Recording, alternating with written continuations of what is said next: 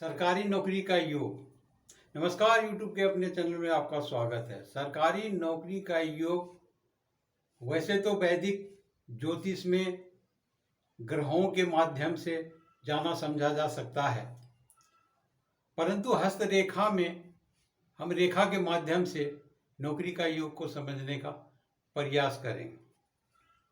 योग का अर्थ होता है एक से अधिक।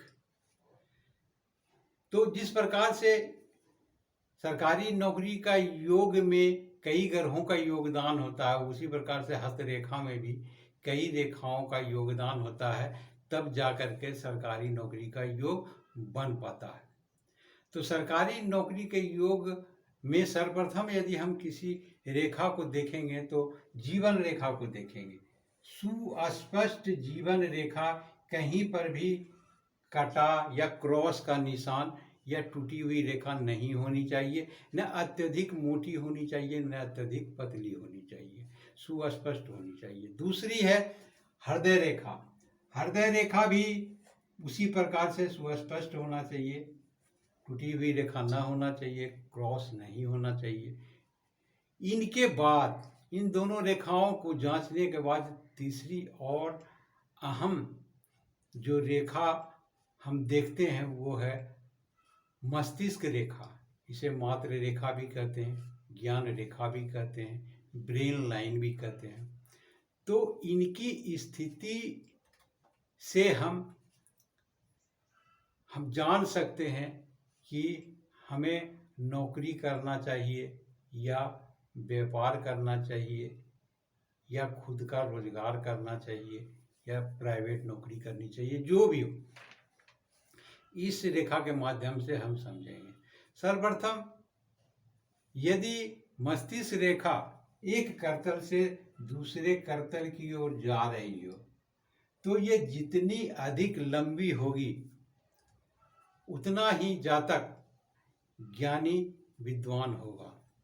परंतु बिल्कुल सीधी सुस्पष्ट रेखा नौकरी या व्यापार के लिए अनुकूल स्थिति नहीं लाती। ये सामान्य से अधिक ज्ञानी होते हैं, अधिक बुद्धिमान होते हैं, पढ़ने लिखने में बहुत तेज अव्वल आते हैं, परंतु इनका जमीन से लगाव, कहे तो किसी भी विशेष चीज में पढ़ाई के अलावा अन्य रुचि न होने के कारण इनकी पढ़ाई भी व्यर्थ चली जाती है। अधिकतर ऐसे व्यक्ति प्राइवेट में ही बच्चों को शिक्षा देकर अपने आय का उपार्जन करते हैं। दूसरी रेखा इसी प्रकार से आगे बढ़ते हुए मंगल क्षेत्र की ओर, मंगल द्वितीय, एक मंगल यहाँ पर भी हो, यहाँ पर हो, ये दूसरा मंगल यहाँ होता, तो मंगल द्वितीय की ओर अधिक झुकी हुई हो तो ऐसे व्यक्ति कॉन्ट्रैक्टर, ठेकेदार होते हैं या अपना रोजगार करते हैं। इनकी ऊर्जा उस क्षेत्र में इतनी अव्वल होती है कि ये दिन दुगनी रात चौगुनी तरक्की करते हैं। तो इसे हम स्वरोजगार की, ऐसे जातक को हम स्वरोजगार के क्षेत्र में जाते हुए देखते हैं। तीसरी रेखा जो चंद्र पर्वत की ओर झुकी हुई हो, ये चंद्र पर्वत की ओर झुकी हुई हो, अत्यधिक लोग यहीं से नौकरी, इसी प्रकार की रेखा वाले नौकरी पाते हैं, चाहे सरकारी नौकरी हो या प्राइवेट नौकरी हो। सरकारी नौकरी को देखने के लिए हम प्रतिभा रेखा, जिसे सूर्य रेखा कहते हैं, उसको देखते हैं। उनकी स्थिति जितनी अच्छी होगी, सरकारी नौकरी की संभावना उतनी अधिक प्रबल होगी।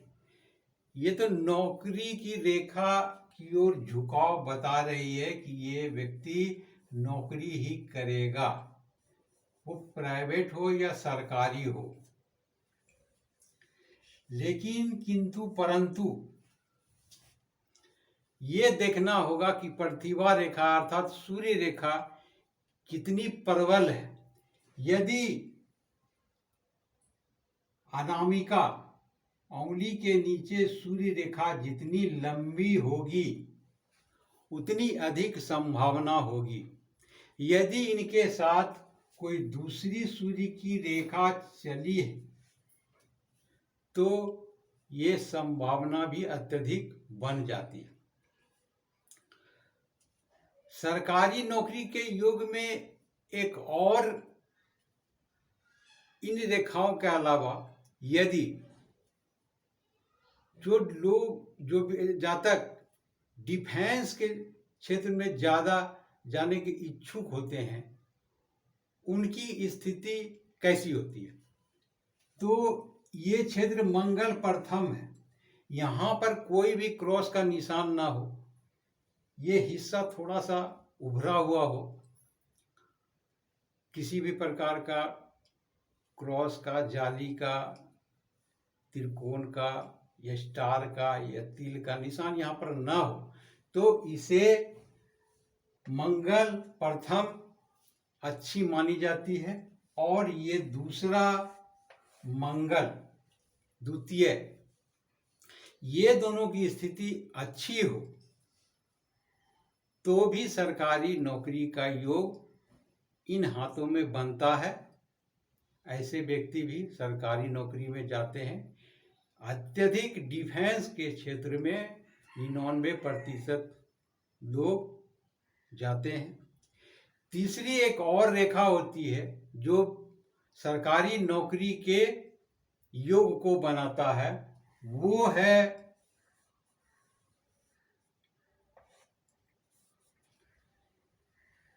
मस्तिष्क रेखा से एक पतली रेखा बृहस्पति क्षेत्र पर जा रही हो। ऐसे व्यक्ति अत्यधिक पदाधिकारी बनते हैं। इनके पास ज्ञान बुद्धि अत्यधिक होती है, ये ऊंची पढ़ाई करते हैं। और इनमें एक और रेखा बनती है बृहस्पति पर्वत पर क्रॉस के निशान। इस प्रकार की रेखा भी सरकारी नौकरी की ओर इंगित करते हैं। तो इन सभी रेखाओं में जितनी अत्यधिक आपके हाथों में रेखाएं बनेगी उतनी सरकारी नौकरी की संभावना प्रबल होगी।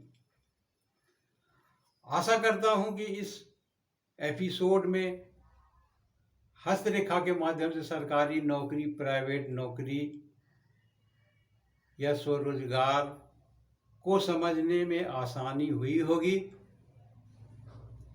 अपने हाथों में देखें, गहराई से अध्ययन करें, तभी परिणाम पर पहुंचे। मैं बार बार यही बात को दोहराता हूं कि बिना अत्यधिक ज्ञान के गहराई तक बिना जाने किसी को भी सलाह देना उचित नहीं है।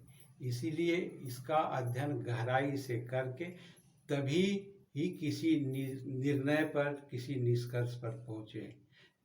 आशा करता हूं ये एपिसोड आपको अच्छा लगा होगा। लाइक करें, सब्सक्राइब करें। धन्यवाद।